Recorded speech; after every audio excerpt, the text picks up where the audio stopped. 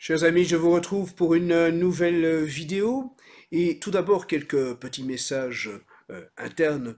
Un rappel de vous abonner aux chaînes YouTube Odyssée et Crowdbunker de Civitas International. Une demande de liker la vidéo quand vous l'appréciez parce que c'est une façon de l'aider au référencement et on a bien besoin de contourner toutes les difficultés pour le référencement de nos vidéos, de nos documents. Vous abonner au canal Telegram Alain Scada et Civitas International. Également, adhérer à Civitas International, bien sûr, c'est ce qui nous permet de continuer à œuvrer pour le règne du Christ roi et pour faire éclater la vérité au service du Christ roi. Nous avons également besoin de vos dons, oui, même un don de 5 euros va aider à tous les achats, les besoins techniques pour continuer à faire ce travail de réinformation à travers ces vidéos et nous permettre de faire entendre la voix des catholiques dans le champ du monde politique et géopolitique. Et puis bien sûr, si vous cherchez des liens, vous les trouverez en dessous de la vidéo pour bien pouvoir faire tous ces règlements ou pour mieux comprendre quelles sont les sources des documents utilisés dans cette vidéo. Aujourd'hui, je vais vous parler d'un sujet encore américain. C'est le dévoilement de l'ampleur des budgets qui ont été consacrés pendant des années, pendant des décennies, par les États-Unis à organiser la subversion à travers la planète. La présidence, la Maison Blanche sous Donald Trump vient de rendre public des chiffres et des documents concernant l'affectation de ce qu'on appelle l'Agence américaine pour le développement international, l'USAID, qui donc pendant de nombreuses années a vraiment organisé des fonds, a utilisé des fonds publics afin d'organiser partout la subversion. Alors, sans devoir rendre de compte en plus. Alors, je vous lis rapidement un communiqué de la Maison Blanche qui est assez édifiant, qui donne des chiffres, qui donne le tournis. Quelques exemples de gaspillage et d'abus. 1,5 million de dollars pour promouvoir la diversité, l'équité et l'inclusion sur les lieux de travail et dans les communautés d'affaires de Serbie. 70 000 dollars pour financer la production d'une comédie musicale inclusive LGBT en Irlande. 2,5 millions de dollars pour financer les véhicules électriques au Vietnam. 47 000 dollars pour un opéra transgenre en Colombie. 32 000 dollars pour financer l'édition d'une BD transgenre au Pérou. 6 millions de dollars pour financer le tourisme en Égypte. 2 millions de dollars pour financer les opérations de changement de sexe et l'activisme LGBT au Guatemala. Des centaines de millions de dollars pour une organisation à but non lucratif liée à des organisations désignées comme terroristes, même après qu'un inspecteur général ait lancé une enquête. Des millions de dollars à Eco Health Alliance, qui a participé, tenez-vous bien, à la recherche au laboratoire de Wuhan, le fameux laboratoire qui a été à l'origine de l'éclosion du fameux virus Covid-19. Des centaines de milliers de repas ont été distribués aux combattants affiliés à Al-Qaïda en Syrie, toujours via ces budgets de l'USAID. L'USAID a également financé des dispositifs de contrôle des naissances dans les pays en développement. Et enfin, des centaines de millions de dollars ont servi à financer des canaux d'irrigation, du matériel agricole et des engrais pour soutenir la culture du pavot et la production d'héroïne en Afghanistan. Décidément, ça donne le tournis, mais on savait que euh, la CIA finançait des opérations à travers justement le trafic de drogue et notamment d'héroïne et de pavot. Et Robert Kennedy Jr. A lui aussi fait des déclarations qui confirment cela. Il a déclaré que l'USAID, qui est un cache-nez de la CIA, mais oui, bien sûr, a mis 5 milliards de dollars pour financer l'Euromaïdan. Et Robert Kennedy Jr. ajoute, la CIA a renversé 87 gouvernements entre 1947 et 1997. C'est un tiers de tous les gouvernements de la planète, ajoute Robert Kennedy Jr. Quant à Elon Musk, il insiste également à travers les réseaux sociaux pour affirmer que l'USAID a financé le développement du Covid, ce qui rejoint partiellement une des informations fournies directement par la Maison Blanche. Donc vous voyez en fait, tout ceci, on s'en doutait, évidemment. Mais maintenant, ça prend un caractère on ne peut plus officiel. Les États-Unis ont financé, depuis des décennies, la subversion à travers la planète entière. En Amérique latine, en Asie, en Europe centrale, en Afrique. Les États-Unis jouent ce jeu de manipulation, font tomber les gouvernements au gré de leurs intérêts financiers et géopolitiques, et puis vraiment poussent l'agenda mondialiste et l'agenda wokiste, l'agenda en gros 2030, celui promu par le Forum économique mondial de Davos. Bien entendu, les États-Unis ne sont pas seuls à financer de telles opérations de manipulation de l'opinion publique. Le Royaume-Uni est coutumier du genre, les pays du Commonwealth de façon générale abondent dans cette manipulation, et on sait que par exemple les, les, les les ambassades, les consulats de tous ces pays anglo-saxons, bien sûr des États-Unis jusqu'à la présidence de Trump qui vient d'y mettre fin, mais de façon générale aussi toutes les ambassades du Royaume-Uni, de Nouvelle-Zélande, d'Australie, etc., imposent dans des pays qui refusent l'agenda LGBT, imposent à la vue de tous les fameux drapeaux arc-en-ciel et transgenres maintenant, lorsque on est soi-disant dans le mois de la fierté LGBT. Donc vraiment, il y a une ingérence qui est évidente, qui était remarquable depuis maintenant de nombreuses années, mais on comprend maintenant avec des chiffres officiels fournis par la Maison-Blanche que tout cela était d'une ampleur incroyable, puisque cela allait jusqu'à financer, oui, dans le domaine culturel, l'édition de bandes dessinées subversives, d'opéras, de comédies musicales, de pièces de théâtre, de spectacles, etc. Donc, cette subversion, voilà, elle est vraiment orchestrée. C'est ce que l'on nous disait jusqu'à présent être la réflexion de complotistes, hein, bien sûr. Les fameux complotistes mettaient cela en évidence. Eh bien, maintenant, ce n'est plus du complotisme, ce sont des faits. La subversion de nos sociétés n'est pas spontanée, elle est orchestrée.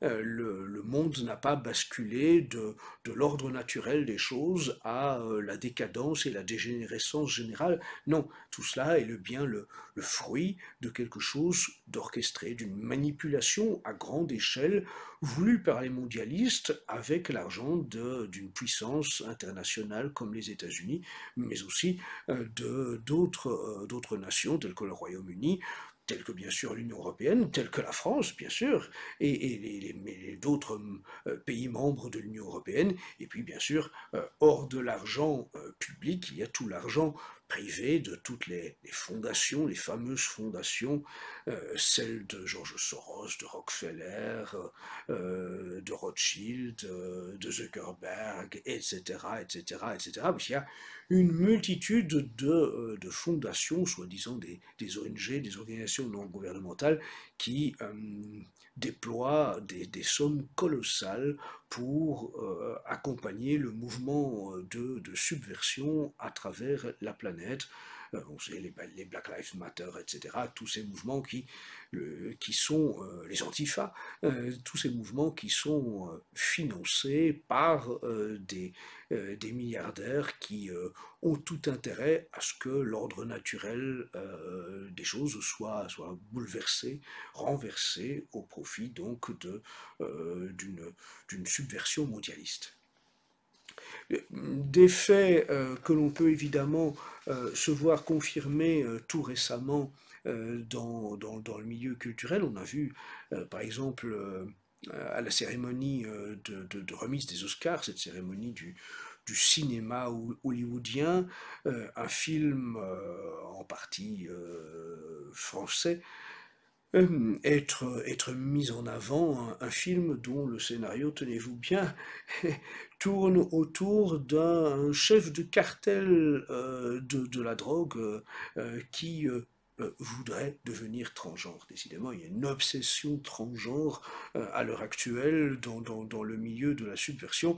Il faut du transgenre à toutes les sauces, dans tous les domaines, dans tous les registres, et donc voilà, on nous vend même maintenant une histoire de chef de cartel de la drogue qui voudrait être transgenre. Est-ce pas émouvant?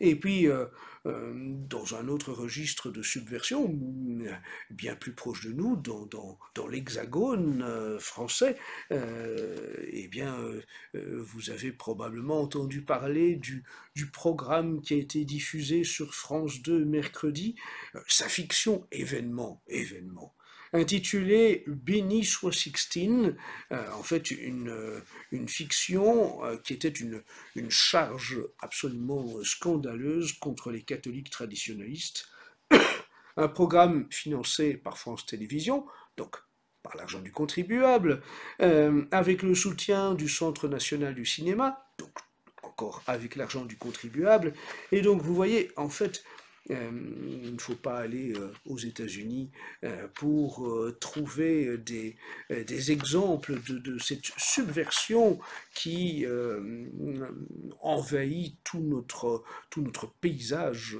dans tous les domaines, que ce soit dans le monde culturel, à la télévision, au cinéma, sur vos écrans d'Internet, dans les musées, dans les salles de spectacle, en politique, dans le monde économique, dans le monde de l'entreprise, dans l'école, dans les universités. Partout, la subversion est bel et bien présente et vise à modifier nos pensées les plus naturelles pour essayer de les salir, de les souiller. On voit bien à quel point à l'école, le mouvement de la subversion est particulièrement présent, et donc et dans les universités ô combien également. Donc voyez à quel point il faut se garder de cette entreprise de subversion qui dispose de moyens véritablement colossaux.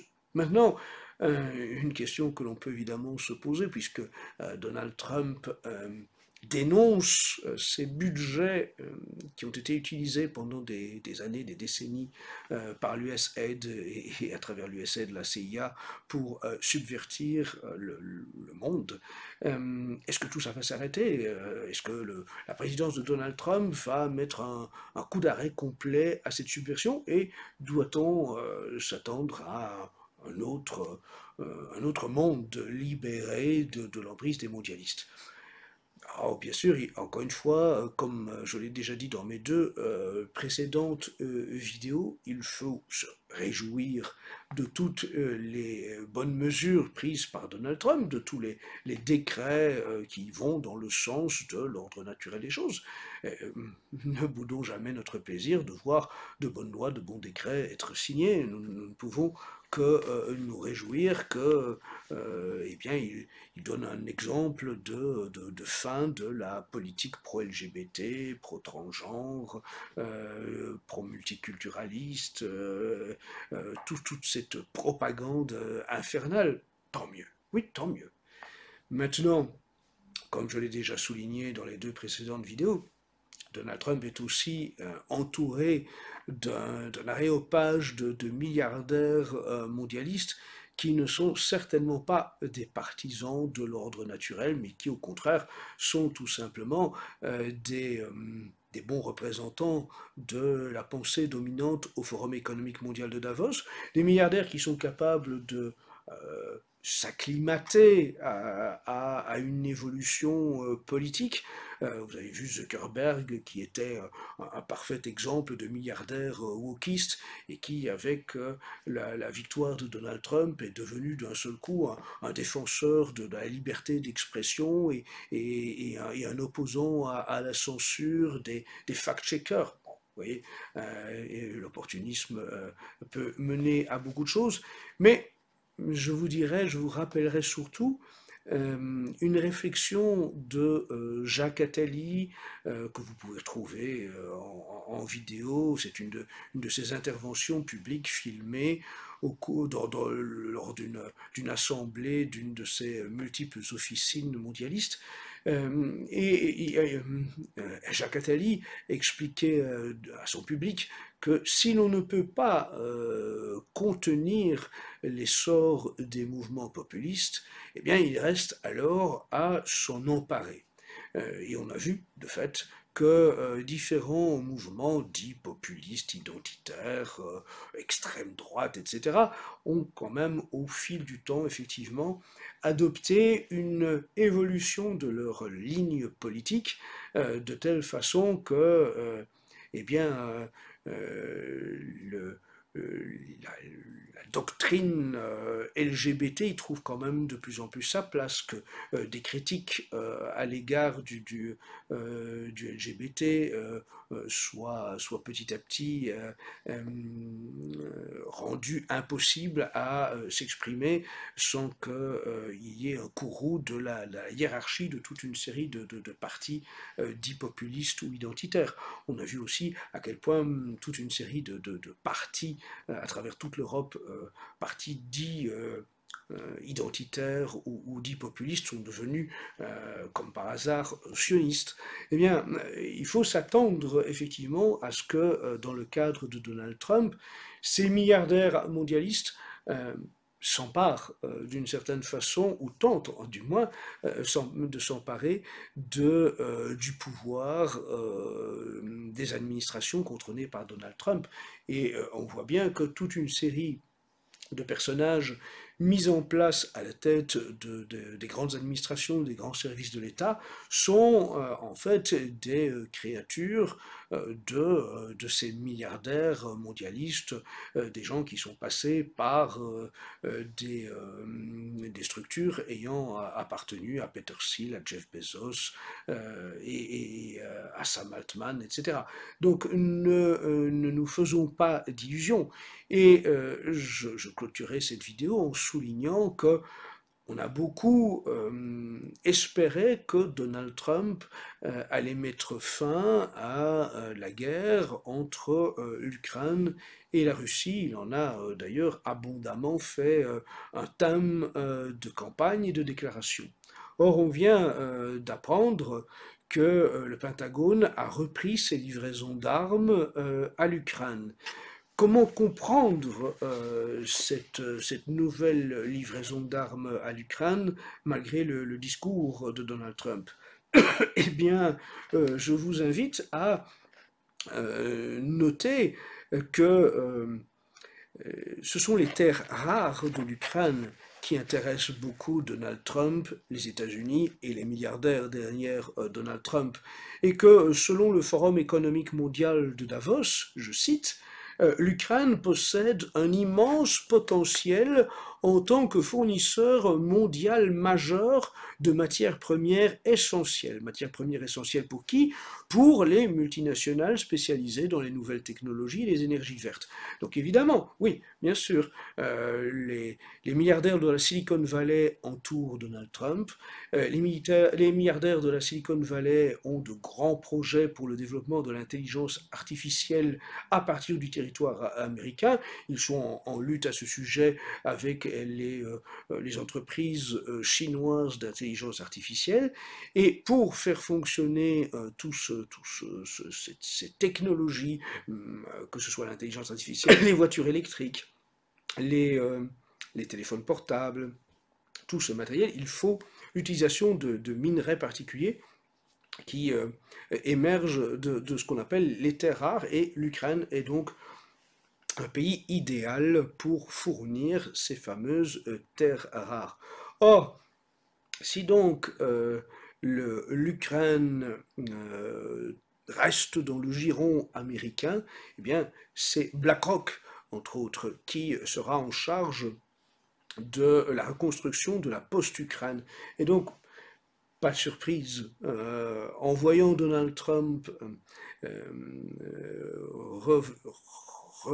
réenvoyer des armes à l'Ukraine, eh bien, c'est tout simplement la confirmation que derrière tout cela, il y a encore et toujours ces milliardaires, ces multimilliardaires qui eh bien, ont des intérêts importants en Ukraine et qui n'entendent pas les abandonner dans le cadre d'une pacification.